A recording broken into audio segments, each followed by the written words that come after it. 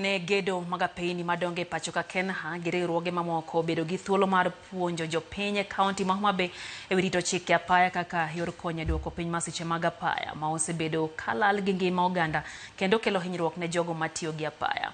E kinde chenro no, oyangore ni tiyo gi yedhe ma wilo paro kod dang'ni mar paro gin moko kuom gigo ma osebedo ka jimbo masiche mag apaya e gwenge mopogore opogore e piny Kenya. Ali Abich nigi leko e kaunti ma Homabay.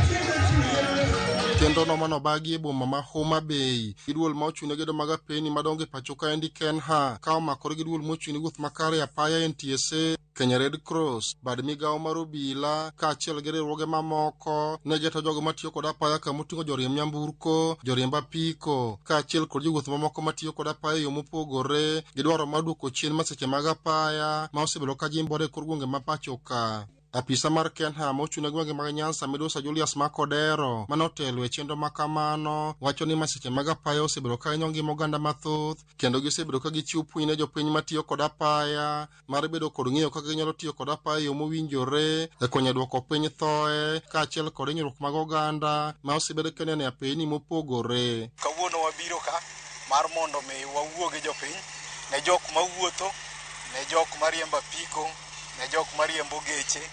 Wang'eyo maber ni adieri kaka ndara iloso, nitiere kaka ndara nyalo konyo ng'ato mondo kik hinyre ka tiyogo, lakini bende nitiere kaka jopiny, joma tiyo gi ndara gi joma riembo bende kaka nyalo tiyo gi yo e yo manyalo miyo gimbe giti gi ndara e yo makare.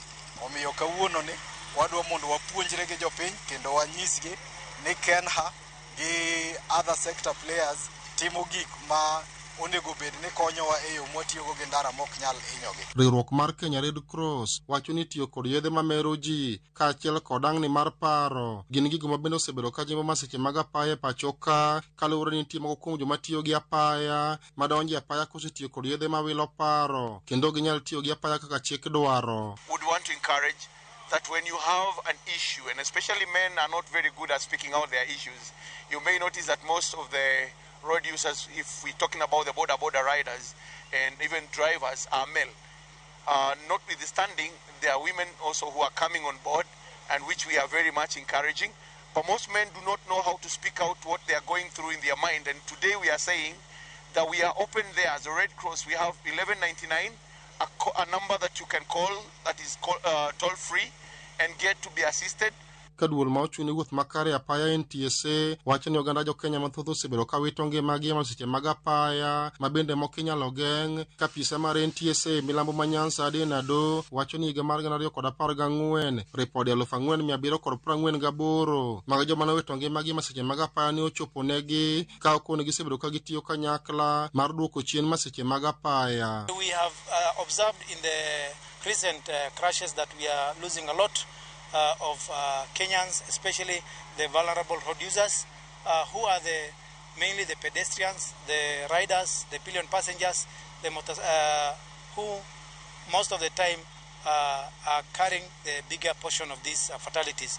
Last year we have closed the year from January to December with the fatalities of 4,748. This is only the reported figures, and this is much underreported. We have a project called Safe Minds, Safe Spaces, and it is under that we are promoting Safari Salama initiative, which is spearheaded by Kenya National Highways Authority.